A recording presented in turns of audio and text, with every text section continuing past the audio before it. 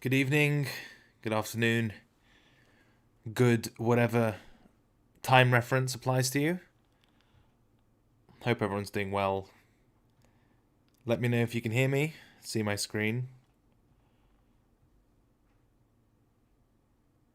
And then we'll chat about markets as usual. Casual Friday, just me. The Duck's life is far too exciting to attend, obviously, as well as time zone differences. So I think it's good that he enjoys his holiday while he can. That's not a threat, it's just conditions change rather quickly, don't they? And he had this whole big trip planned last year. Planned? That's not a word. Planned last year, and it got nuked because of travel restrictions. And so it's nice that he gets to actually get away for a change. So, happy for him. He is in Africa, yes, he is.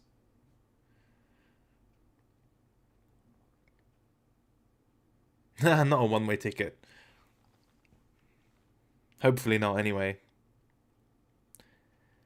Cool, first things first, get the FTX app. Not the one with all the futures and stuff that gets you liquidated, but the formerly Blockfolio one. You can track your portfolio and get your family to FOMO into shitcoins. And now, even better, you can get your family to FOMO into NFTs. And then good luck explaining liquidity to them once they've done so. But yeah, they're really good to us, our long-term partners now, so be sure to support them because they support us and because I think it's the best crypto app on the market. But then again, they give me money, so I'm obviously biased. Why would you listen to me, right? But I do think it's a good app. So yeah, thanks to our colleagues, friends, partners there. And obviously like this video and subscribe to this channel if you haven't already, because we keep it real, as the kids say, and your support is very much appreciated. Cool. So, where are we? What's changing? What's happened, etc.? The answer is not much. I think from a zoomed out point of view, we're still very kind of closely following traditional markets, and it's a bit of a kind of tricky spot for them, especially with, you know, potential new variant headlines and the market trying to figure out what the Fed is doing. Specifically, are they going to hike more aggressively than what's already been priced in? And then it's the usual end-of-year shenanigans that Nomad tweeted about end-of-year flows and marking books, etc. So there's like a lot of noise going on, just a lot of shuffling. And now the technicals also broadly reflect that. I'm going to take us back to the same monthly range which we've been reliant on for some time, simply by looking at the highest close and the lowest close on the monthly and extending that, right? We've written about this and we've talked about this on stream, etc. I'm just going to turn off log to make it look pretty. So contextually, right, nothing's changed yet. As with any range, we've had a good effort to break the range high. The market wasn't accepted. You found resistance having traded back into it. That was very clean, and I know that we followed this very closely in the Monday streams. We had a kind of confluence of monthly levels at 58, 60k, whatever. Also made the argument that there's a lot of resistance there, and even breakout buying into 60 plus wouldn't be attractive, so hopefully not too offsides for that. And generally speaking, you know, market made an effort to break, wasn't accepted, and has now landed at the mean of the range. Which is usually where you get some chop, reduced volatility, consolidation, whatever you want to call it, right? Purely structurally, if this were a chart on any other time frame, my argument would be you have a very clearly established range that's being respected. The market took a stab at one side, was not successful. It's now trading at mid-range. If it's the type of market that likes symmetry, you could reasonably expect a similar type of failed breakdown attempt on the other side of the range. So just like you had poke above, no acceptance, trade to the level below, you could have poke below, no acceptance, and trade to the level above, and so on and so forth. But for the time being, the market's at support, however you want to define that, because it's at the midpoint of the range off a quite a volatile move. And even from your just standard price action type of thing, you know, this pre-breakout range is where you're going to see a bit of slowdown in the selling and some money change hands, etc. Now, generally speaking, when it comes to range trading, as we've spoken about and also written about, high conviction positioning doesn't usually come at the midpoint because it's the mean by definition. A lot of the time there's just a coin toss as to which side it's going to go to. Purely technically, I'd say it's slightly heavier on this occasion because you had a lot of price action and a failed breakout to the upside. Your natural magnet, or your eye, is going to be drawn towards the downside. That's not like a call per se, but you know, just looking at structure, you had a lot of activity at the range high. Mid-range is a reasonable spot to a bounce, but if you're going to get any sort of symmetry or real chop, not the kind of chop people are calling this current price action, you would expect some trading to take place at the range low. And that's pretty reasonable, right? We've had a lot of trading at the range high. I expect some further trading at the mid-range, and then if this is a real kind of reaccumulation or whatever before we go to 10 zillion, you'd expect some type of price action at the range low as well. As before, the mid-range is just a weird place to build high conviction positioning for reasons mentioned. So you normally, at least for the long side, the most compelling monthly setup, so again, we will break it down on lower time frames. That's not saying you have to wait half a year to take a trade, but generally speaking, it would either be a reclaim of the range high, which would suggest that the failed breakout, you know, has been nullified to some extent, or the market's ready to push again. You don't normally get double fake out, so if this is resistance, this is the fake out. If it gets back above the level where the fake out took place, the probability of a second one is pretty low, so that's where your 60k plus longs would then be much more attractive, with the basic premise being, yeah, we've had the failed setup here, it's back above that same inflection point yet again, and therefore, because it's the second time after the failed breakout, chances of continuation are significantly greater than chances of a failed breakdown. So that will be attractive from a kind of paying up long type of setup. In the mid-range, I really think lower time frame trading is going to dominate. I just wouldn't be surprised to see us stuck, and I guess this is the best case to some extent, stuck in this 40s cluster for a bit longer. That would be reasonable. And the reason I say that, of course, is if the mid-range fails, then we've got a natural target, not only in the form of the range low in the mid-30s, but you could also then form a reasonable expectation that just as price poked above and failed here, it may want to poke below and ideally, obviously, fail there as well. So your target, if the mid-range falls, if the mid-40s don't hold, is 35 and likely below. And then you enter these lows into the equation and all sorts of other stuff. So I think in the short to mid-term, the best case would be price continuing to chop in the mid-40s, and then maybe there's some sort of fairy tale reversal from that point, and we don't visit the range low whatsoever. That's fine. If that happens, we'll, you know, adjust accordingly. But if there's going to be any sort of visible high time frame bounce, as we'll discuss on the weekly and daily chart, I think the first candidate for that to take place is where we are now, essentially. And that's hence the title of the video, Bitcoin's daily downtrend into weekly support. And we know it's not just weekly support, it's also this monthly mid-range. Okay? What have I missed in the chat? Lol, fairy tale reversal. Yeah, I mean, look. So on the weekly time frame, what is the argument for the market reaching weekly support? Well, quite simply, in confluence with this monthly mid-range, which is pink, purple, whatever, and obvious, the weekly level that I've got is essentially some version of this pre-breakdown consolidation, right? Where market traded lower, sideways, lower, and then pushed up. That's normally like a decent type of cluster or range to look for a reaction, right? When we've got to move lower, the market ranges and then moves lower again. As it pushes up into that kind of sandwiched range, you would expect resistance in that area. Now, obviously, if the market does that, which is what happened here essentially, right, breakdown and then fairy tale rally, that reclaimed range is now expected to act as support, or is your kind of first trouble area for shorts, what have you. It's the first real decent type of structure. And I think that's more or less where the market's at now. It's not the cleanest structure. Like, this consolidation wasn't pretty at all, and I remember it quite fondly. But I think as far as weekly levels go, right, it makes sense, to me at least. So if you add on to that the kind of technical confluence, what do I mean by that? We have wicked and tested the mid-range, and now this morning, or just during the course of today, we've also poked below previous week's low into this area of weekly support, which is also confluent with the monthly mid-range. So there's like just a lot of stuff overlapping here, which, and again, I'm not making any bold claims here. I'm saying if we're going to see a green weekly candle, one which doesn't look as shit as this one, it'll likely come from this area. Because if not, then we have to gun for at least a wick fill, and then the range low is the next kind of logical target. So that's the very humble claim I'm making, which is if we're going to get a green weekly candle, which isn't as pathetic as this one, it kind of has to happen from the area we're in now, because the alternative would simply look like the mid-range failing, and then your target becomes the range low naturellement, right? So that's kind of the framework I have for the time being. And look, even if we do get the fairy tale bounce, right? And I'm being hyperbolic there. It wouldn't necessarily be a fairy tale bounce. I mean, it's just a fucking bounce, right? We don't need to ascribe these titles to every bit of price action.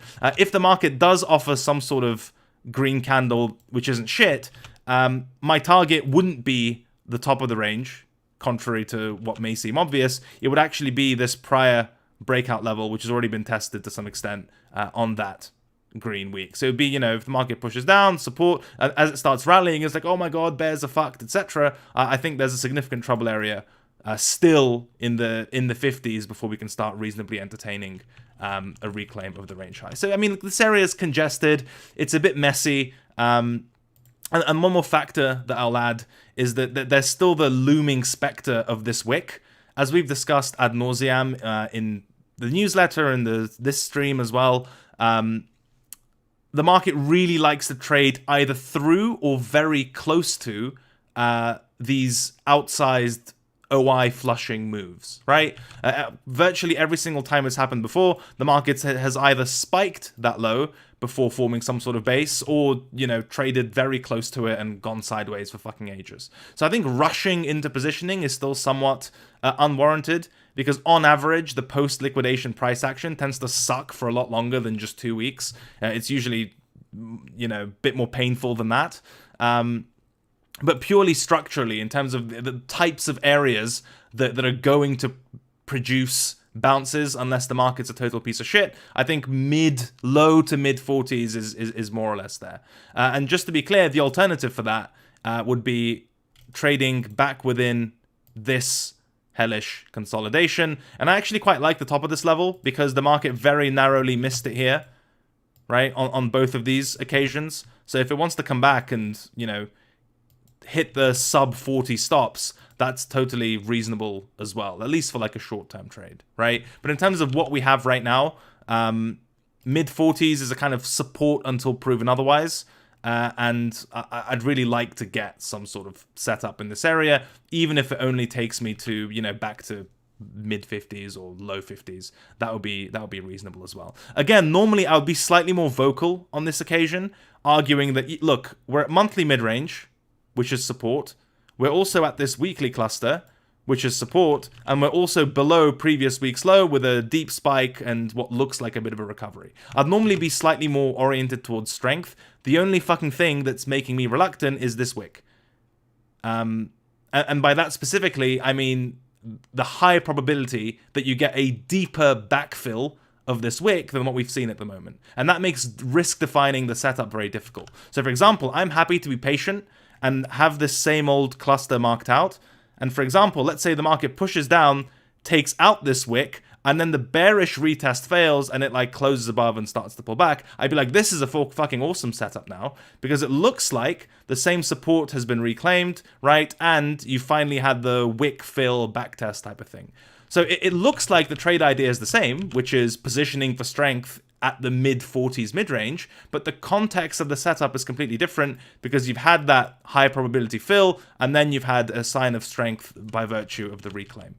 So I'm still looking, or on the prowl, if you will, for mid-term bounces from the mid-40s if the market offers them, but it's not an obvious setup for me at the moment because of this piece of shit. Does that make any sense so far?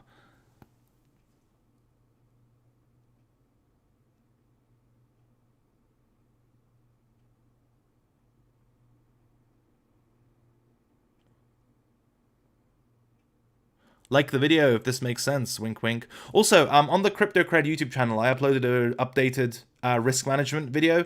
I think it's a good video, so you should go watch it, because dopamine is important, I guess. But yeah, go look at it. So that's the kind of context. I still on average, and I'm comfortable with this fucking wick. And yeah, also just in terms of market structure, this is a bit of a pet peeve. I'm not going to turn it into a petty grievances type of thing, but there's been a lot of commentary that the market is sort of in crab mode or chop mode.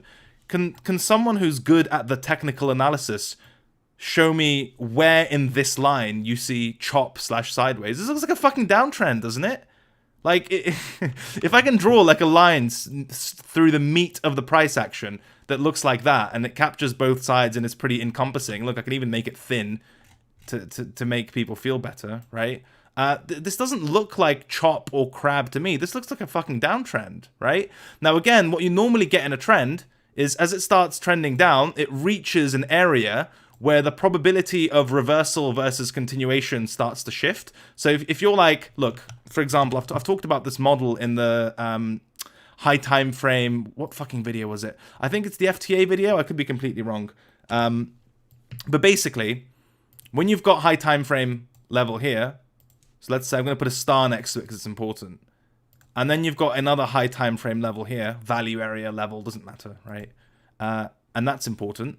Let's say the market like gets thoroughly rejected at this high time frame level, right? You then have a reasonable expectation that your first trouble area or your target or your magnet for price, point of rebalancing, whatever, is going to be the next level. So if you're trend following and you manage to like get short like here, for example, all the gap that's left, like all of this capture between, you know, where you got your entry / the bearish retest and the next area to pay attention, if you get trend following setups anywhere within this blank space, those setups tend to be really good because your basic premise is high time frame rejection here likely suggests that this next level is the target, and any setup that takes you from A to B is a high probability short to mid-term trend following setup, right?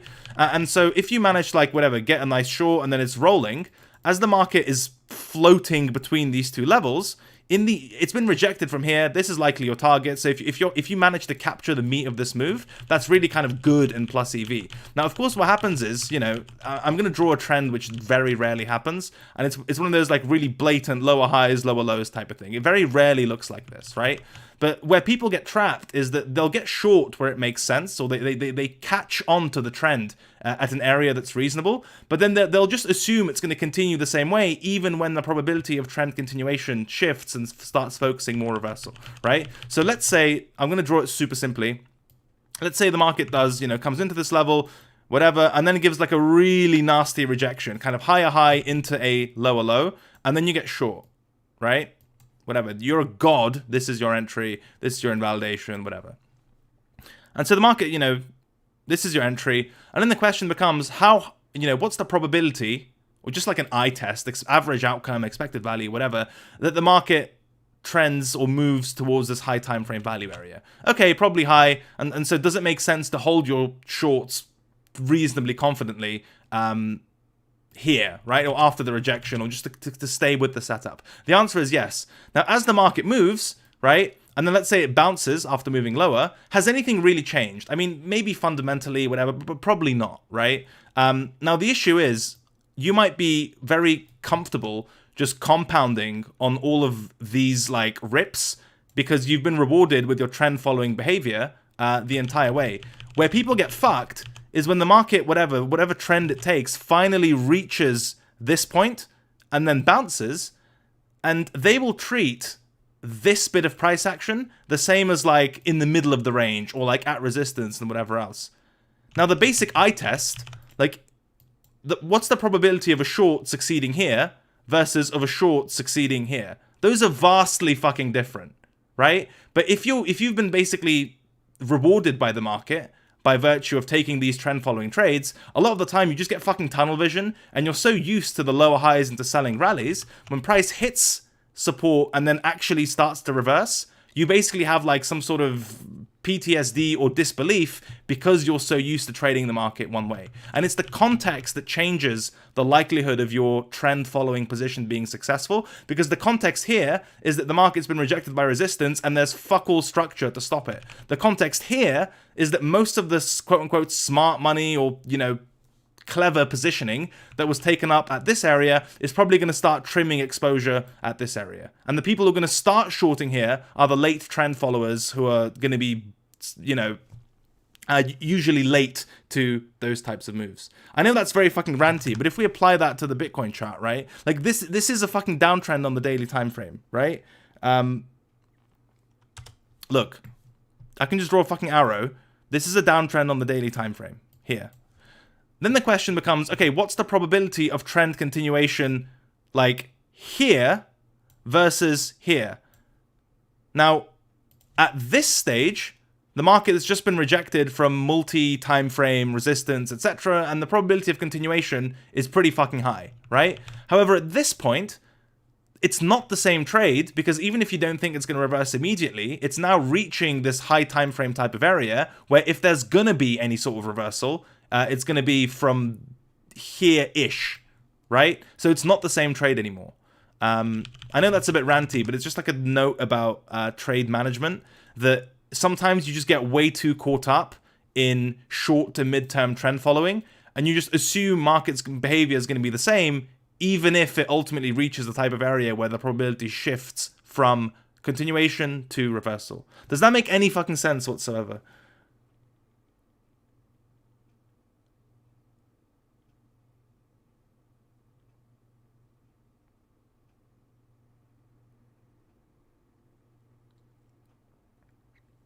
Okay, good.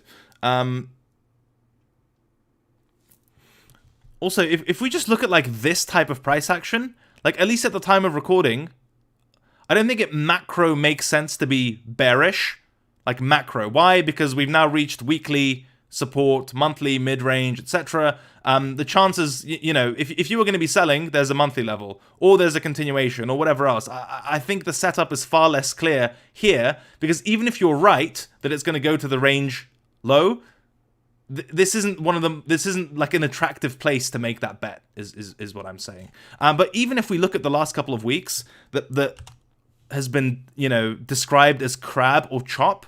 Can someone show me where the fucking chop is? Right? Low, high, lower low, lower high, lower low, lower high. Like, am I fucking delusional? This is a downtrend. It's not a pretty one. Yes, the volatility is compressed compared to what it was, etc. But like from a purely market structure point of view, this isn't really crabby. It's more downtrendy than crabby, especially if you consider the preceding context, right? Yeah, I was just gonna do that. Use a line chart. Thank you. I agree. Right? Low.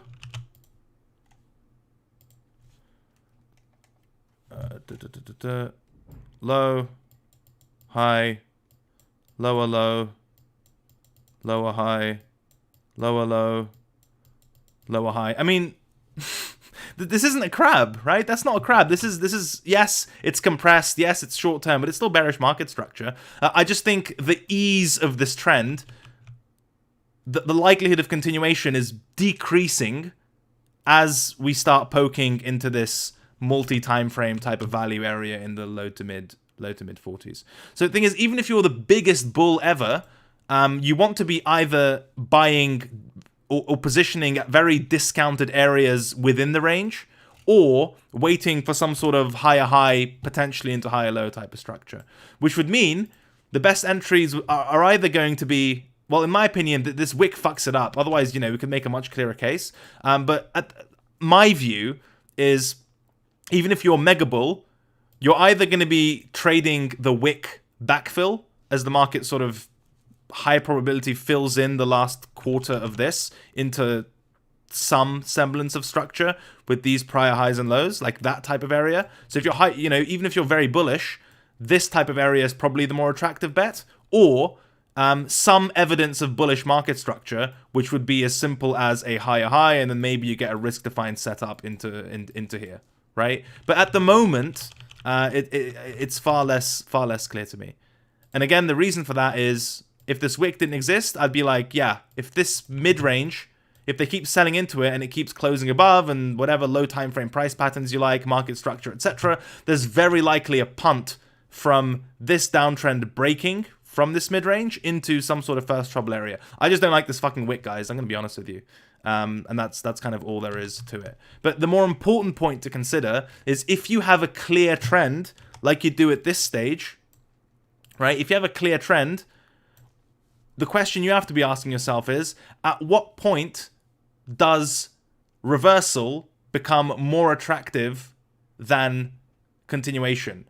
Or even if, to rephrase that, at what point do I have to start taking the probability of reversal seriously compared to before? And for me, for my money, given we're at this weekly mid-range type of area, and especially if the market wants to poke into this prior structure and fill in and spike below some of this wick, the amount of downside capture is significantly reduced, and the chances of a quote-unquote scam pump, whatever the fuck that means, are increased. So, that's kind of my view on things right now.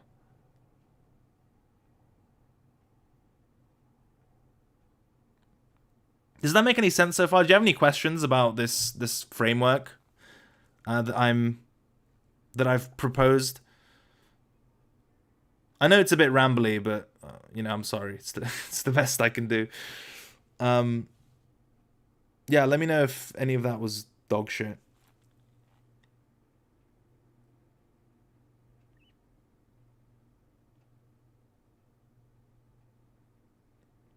Any trend lines you're looking at? Not at the moment. Sometimes you get some pretty spicy ones, but not at the moment.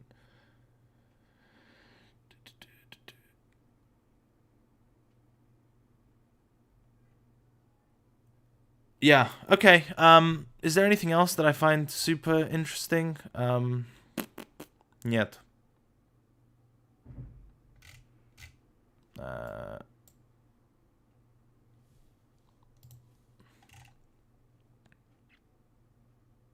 Let's do one of the summary things.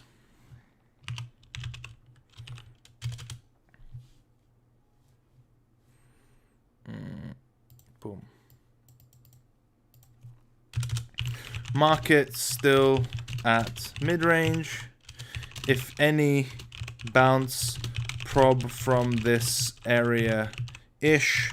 Low, mid, 40. Confounding factor.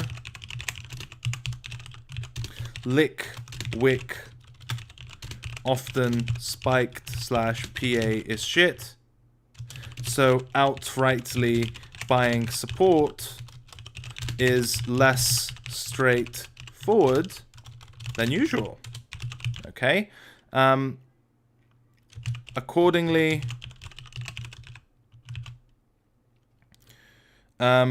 daily MS break, decent-ish trigger. Same issue with wick below.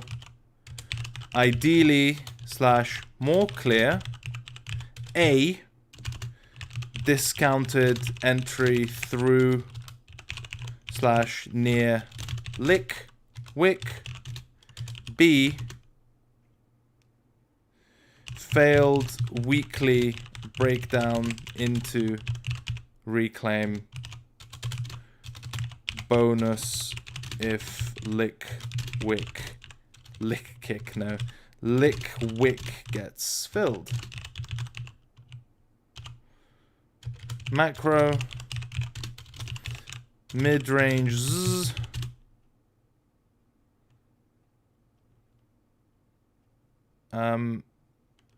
Yeah. Make it plus probabilities of easy short-term trend following shifting less obvious than before, given high time frame support area-ish. Okay, this is the TLDR, right? Let me just go through these points so everyone kind of makes sense of them. Also, I can make sense of them as well. So market's still a mid-range, right? As we discussed on the monthly time frame, mid-range is where you get your chop, your lower volatility, your consolidation, your coin toss, whatever, right? Also in this context, in a market that's been down only, it's also the first area where you can start to form reasonable expectations of some sort of bounce. Doesn't have to be a bounce back to 100k, just like maybe a week or two of green. And I would say, if any bounce, yeah, okay, so the second point, if there's any bounce, probably from this area-ish, low to mid 40, and I will add into low to mid 50 is my area, okay? Now, the confounding factor, which just simply means this makes shit complicated, is that we had a big liquidation wick, and very often two things follow. The first is that price action tends to suck. It just moves, it either moves sideways in the best case, or it's kind of bearish in the worst case. It's actually a trend forming signal rather than trend continuation signal. Trend reversal signal. That's one of the biggest fucking misconceptions that I think exist, where if the market's very leveraged, it's kind of a catch-22, or what, I don't know what the expression is. It's a, yeah, whatever the idiom is. I don't speak English.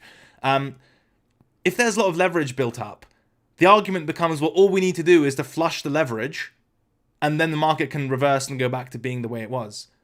But more often than not, after the market does just that, it's at best awful chop before down, or you get a bounce before more down.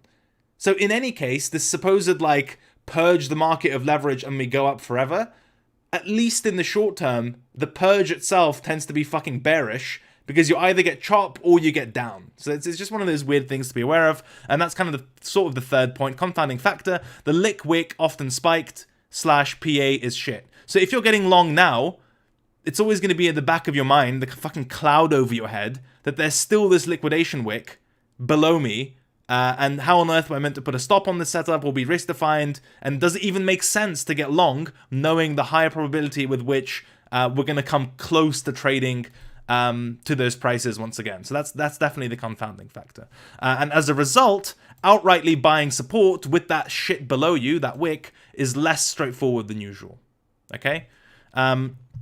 Accordingly, I think daily market structure breaks, again, on the daily, it just looks like this at the moment. So some sort of impulse would be a decent-ish trigger. It does suffer from the same issue that wick is below you, so the setup would have to be very short-term, or at least defined with a bit more tightly than usual. I still don't like it all too much. It kind of, to me, feels like breakout chasing, and the upside at that point is still your kind of low to mid-50s. If there's a good trade there, maybe, if it makes sense for you, but as a, weekly stream focusing on mid to longer-term stuff, it's not the most enticing setup in the world.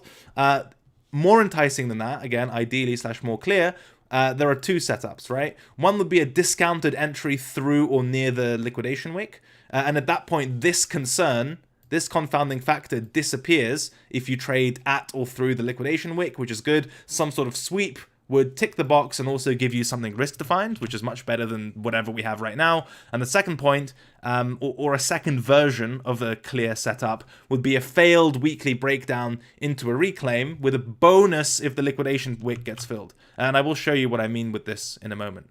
In terms of the macro, where we started, mid-range is a bit of a kind of sleepy area, especially with the extra context of what happened to leverage.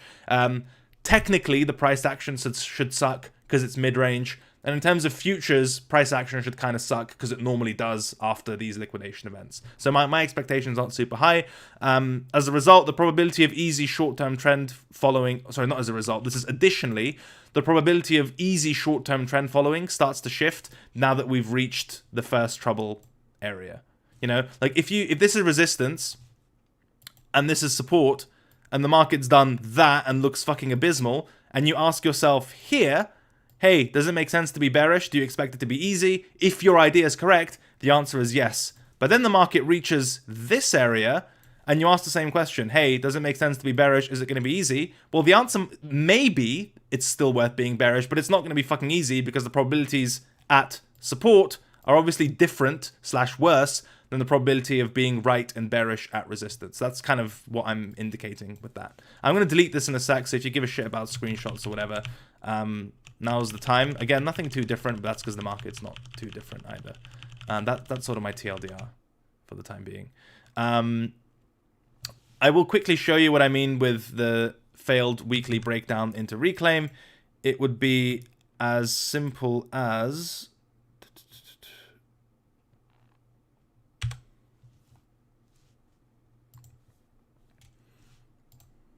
No.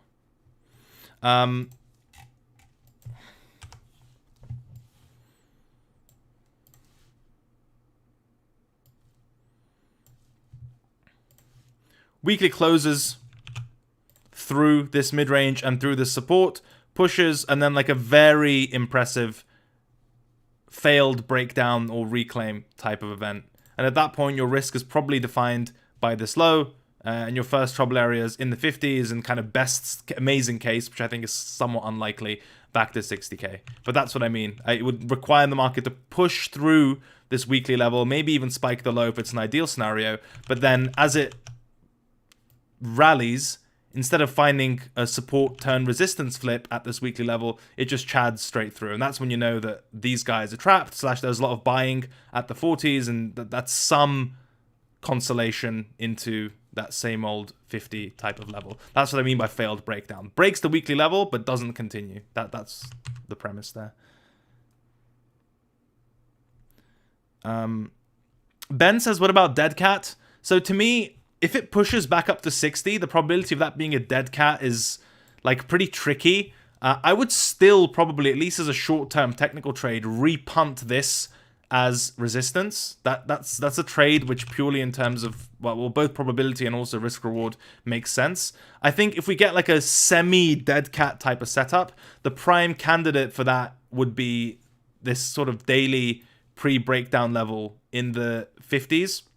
And I also know that for a lot of traders, they've got 52k as their quote-unquote bullish confirmation type of level. Frankly, I think it's really bizarre to have like a very well-established, more recent structure here, but a lot of traders are still using this one high as their bull-bear line. So what I could see, if it's a dead cat type of scenario, the type Ben is talking about, is that this structure matters, right? The market pops up through short-term trend, and then you get the bullish confirmation, holy shit, bears are fucked, etc. As it pushes through 52k, all the sideline / waiting for confirmation guys end up chasing it right into resistance before they eat shit again. So I think if there's going to be any case for a dead cat or even just like a weak bounce, I think the area to, if you're conservative, to de-risk those isn't back at the range high, but rather the first trouble area for me is at 54, 55k, this more recent pre-breakdown support. Let me know if that answers your question.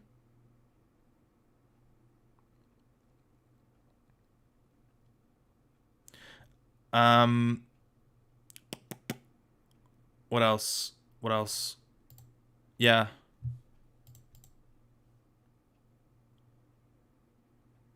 No, I don't trade options. I've got no business making an options tutorial. YFI is using their own treasury to buy back their own token. Okay, that's more or less BTC. Nothing enticing me personally at the moment.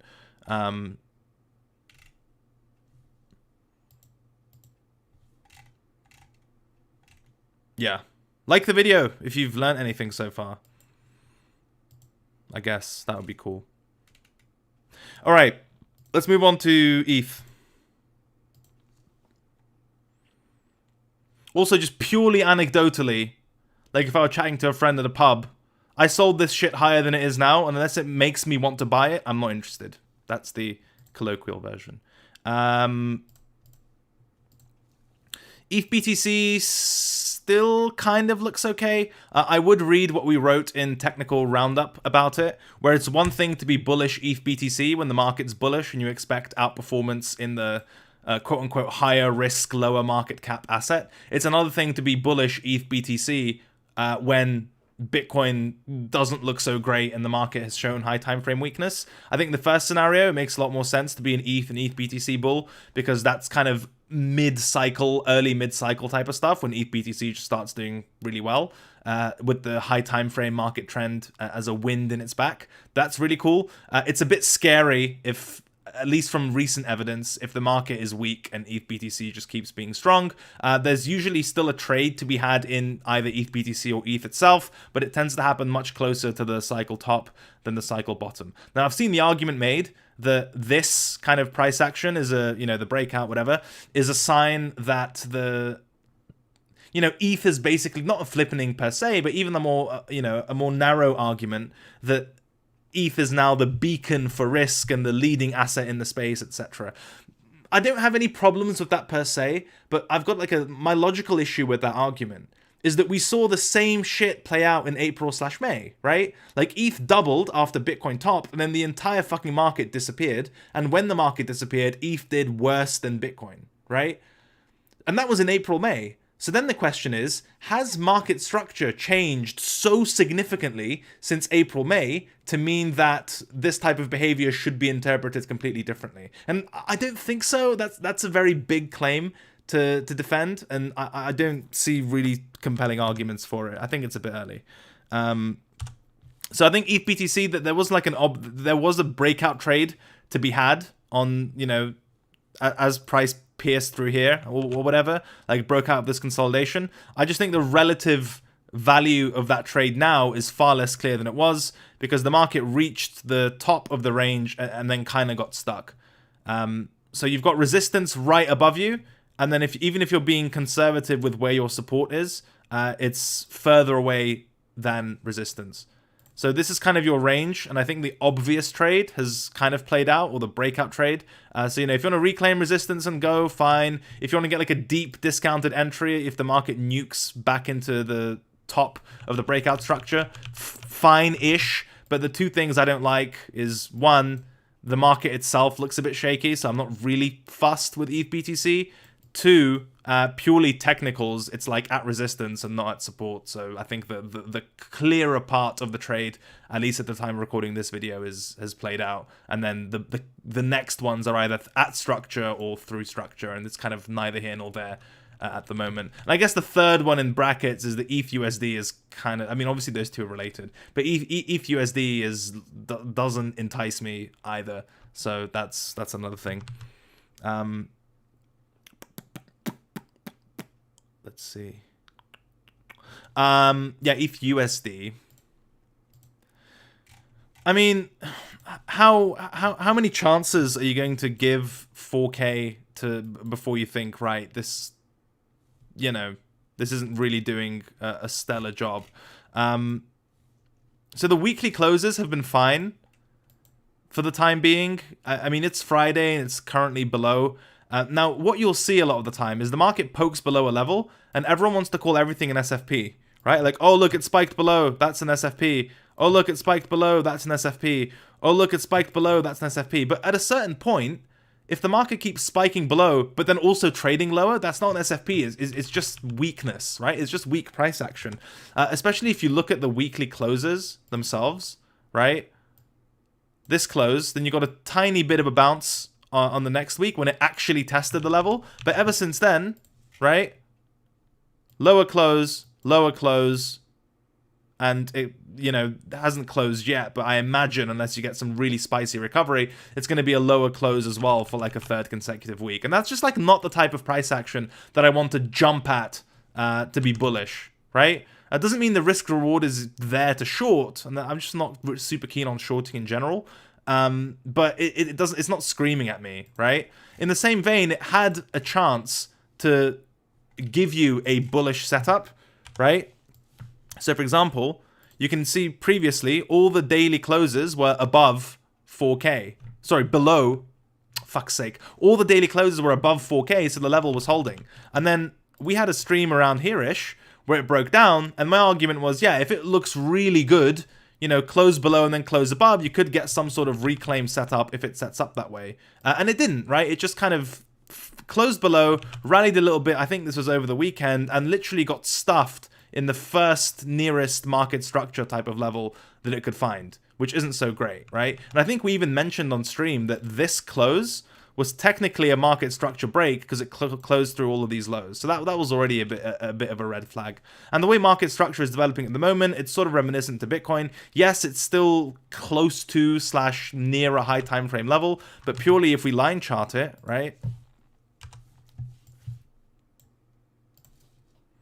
Low, high, lower low, lower high. I mean, this isn't the type of daily price action you want to see at a high time frame level.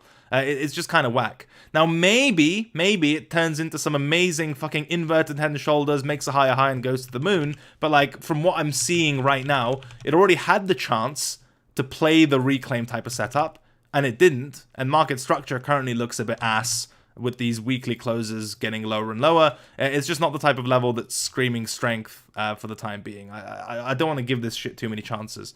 Especially because if you look at what's below it, like if this 4K breaks, I think that your real trouble area, your best case first trouble area is this cluster here. You know, and that's what, like, what is that? Considering they're probably a wick, like an extra 20% haircut. So you're trying to buy a level that is being very reluctant on the bid side, and your upside is unclear because this price action is a piece of shit. But if you're wrong, you're teleporting at least 20%, likely below the liquidation wick. It's just, look, fuck's sake, guys. Like, you know, I'm not going to over-explain this. This chart, this isn't good price action. I don't like it. The level's not doing its job properly. The reclaim type of stuff that could have set up nicely didn't set up nicely. It's just a bit draggy and a bit ass. I don't like it. What do you guys think? Do you like ETH at 4K? I think we can all acknowledge that it's a good level, but the price action sucks, right? We're not blind.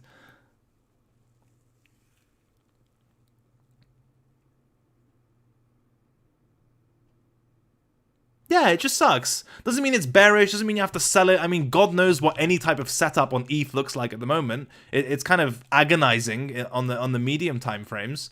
So it's not like a directional call or anything, but like, it's just very hard to derive setups from this type of price action at high time frame levels. It's just not very nice.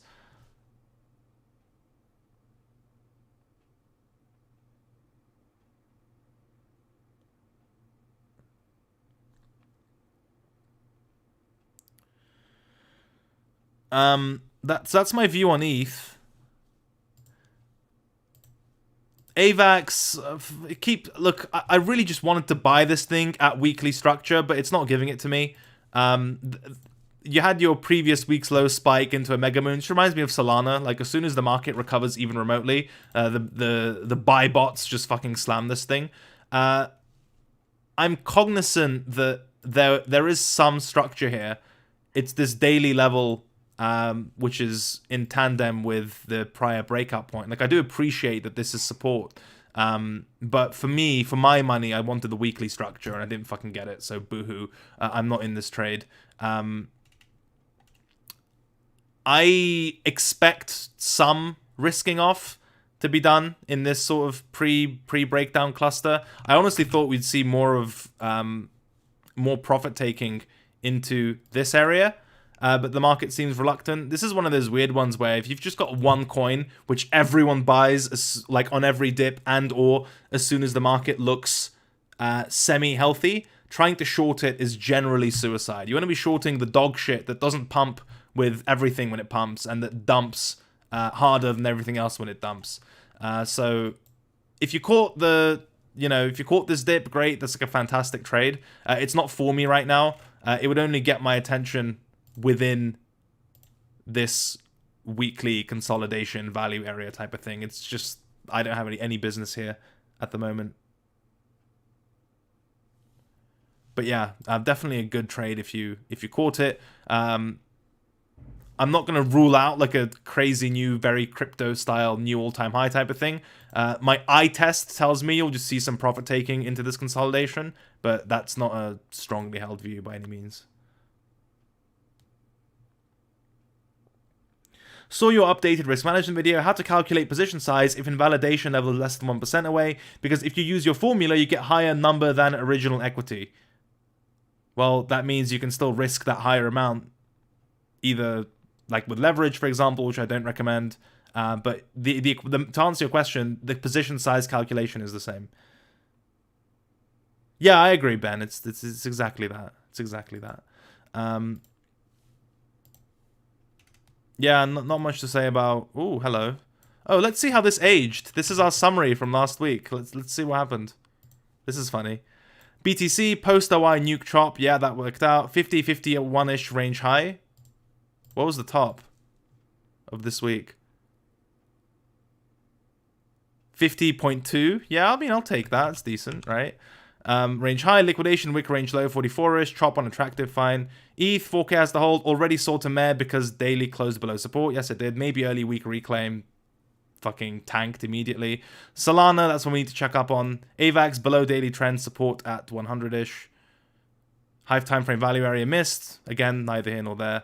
Bitcoin, post-chop, liquidation, some scalps on ETH/alts maybe, yeah. Overall defensive, good. Not rushing anywhere, good. Backfill on BTC, yeah, cool. That, you know, hey, that's fun. Okay, let's look at Solana. So the way we looked at it last week was within the confines of this range, I think it was. Might as well use the good old Bitcoin style range here. There. So I looked at this earlier. I'm not sure what to make of this close because like it's one of those which is technically a close below / back into the range. And you can see that because if you faded that, or, you know, if you de-risked, you missed out, or you dodged a move back into the mid-range, like quite a big spike. To be completely honest with you, unless this weekly closes like back near its highs, so unless it looks a bit like this, essentially, I know this is an awful drawing, bear with me.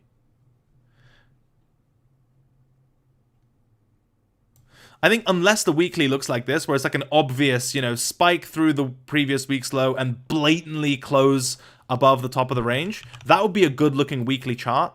But my inclination is that it's going to be pinned around 174 to 180-ish, and it's going to close closer to those boundaries there. I could be wrong, but either way, this isn't a trade that I took. Like, I didn't, for example, sell this close back into the range at cover mid-range, nothing like that. I was waiting to see if it was going to give me an opportunity to punt at or ideally below the range low.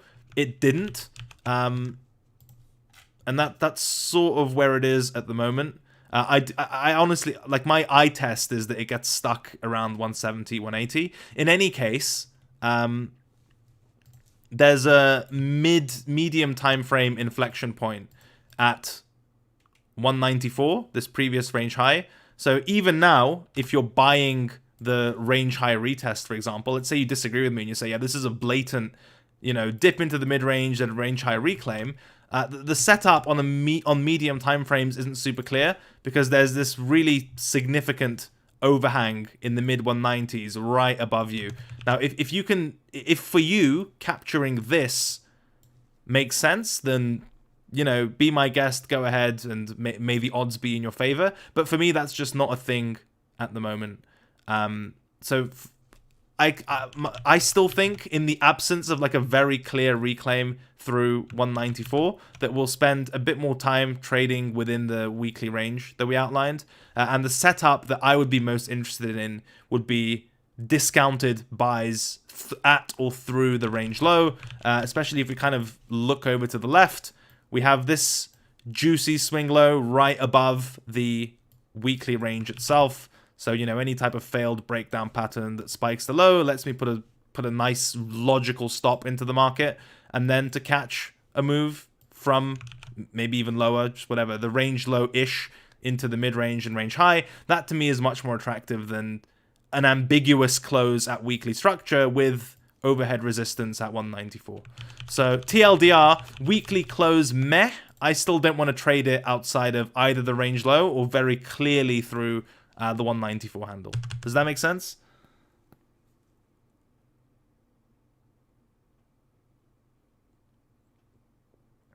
And yeah, if you're going to be buying altcoins, I mean, Avax seems to be preferable, right? That's not leaving much to the imagination.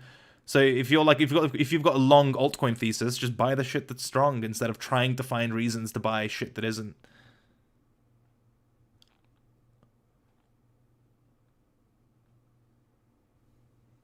Okay. That's really all I've got. That's all my focus is on. I mean, I was looking at DeFi. Some of these charts look miserable, right? Like, what am I supposed to do here with Aave, for example? Curve looks better, but even then, I don't have like a thesis for DeFi. So I think unless you're catching these wicks into structure right now, there's no obvious trade to be had. Chainlink, very similar. Looks like sort of gunning towards the lows. That there isn't really a lot here. It went down for 3 weeks. I mean, what's this drop from that's like 50% down on the USD pair, just in a straight line, Sushi, similarly, I mean, why would I buy this, for example? Now, this might be actually a bad example because, if, what is that dev's name? The spell guy, Daniel T something. I'm sorry, I've butchered his name. Sushi's got some more drama, rescue mission saga going on, so maybe there's some short-term catalyst stuff that'll push this thing about, but structurally, I mean, yeah, just look at this chart, right? What do you want me to do here? Uni, same. Look at this chart. What do you want me to do here? YFI, this is an interesting one because they're buying back their own token with their treasury. That's one I wouldn't fade, especially because it's up like, 40% on the day. I wouldn't fade that immediately, but I imagine when they're done buying, if the rest of the market still looks like shit, that'll definitely be a lot of profit taking into that type of event. So I wouldn't necessarily chase this breakout. I'll probably live to regret those words or whatever. But if the state of the market, especially if DeFi more broadly, looks like shit, then expecting one of them to be like a super outlier is pretty tricky. I think once Yearn themselves are done buying, you'll see more unimpressive price action. Danny's good scam, yeah. Siesta, thank you, Ben. Yes.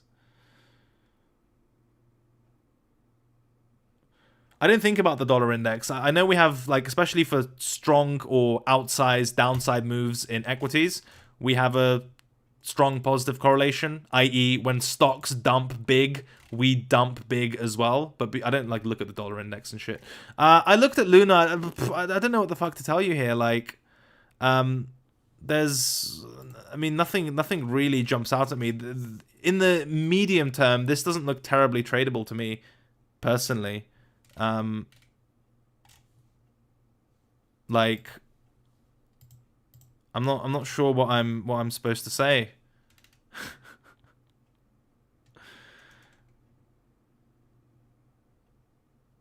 It just seems like if you think the market's gonna bounce, you trade Avax.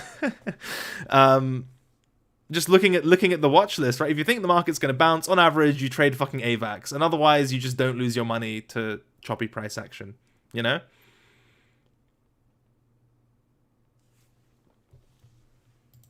What's this doing?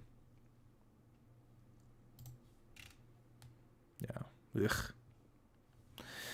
Not a fan. I mean, there's nothing screaming at me here to act, and I want some sort of...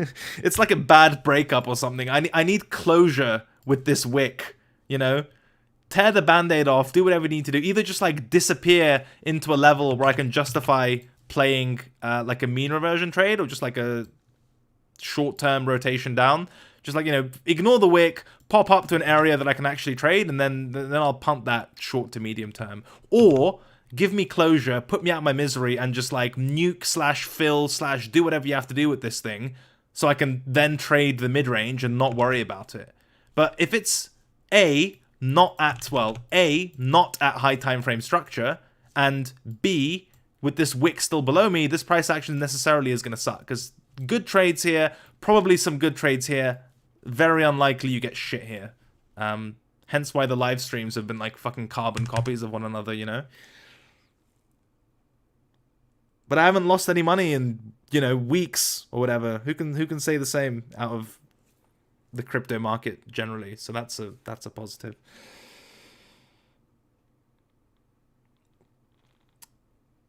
Any final questions? Also, like the video if you haven't already. That kind of stuff helps, and it's free, and it's appreciated, etc. Yeah, I think we touched on collective macro stuff for end of year. It's just like a busy, churny, grindy part of the calendar. Taxes and rebalances and funds marking books and expirations, all that type of stuff. I think Nomad made a tweet about what the OTC flow was like at the moment. Let me find it. Let me bring it up. Nomad. You should go follow Nomad, by the way, obviously. Here we go. OTC flows all this week have all been people tapering their positions. Today marks the final day of the year for many funds and corps, right? Not surprisingly, we're not getting outsized volatility. I don't have a feel if that means what that means for the market. Historically, we've the gambit of price action during the holidays / week one, Q1, with Q1 setting a new trend. Ape translation: business people sell for Taxman and Santa. Prices done all kinds of shit between Christmas and New Year's. I think there's some ridiculous statistic about some sort of like high time. I need to find it. It's like the high or low of the year being set in January, like for a ridiculous percentage of the time. I don't know if I've completely butchered that, but TLDR, December probably choppy / sucks. January usually important, and with this extra taxman end of year stuff, I think expecting too much from this won't be rewarded.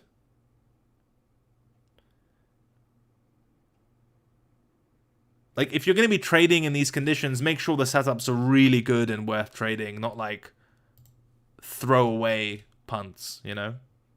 Adam tweeted it. Okay, let me find it. Hold on. I'm assuming you mean Trading Riot, Adam, right?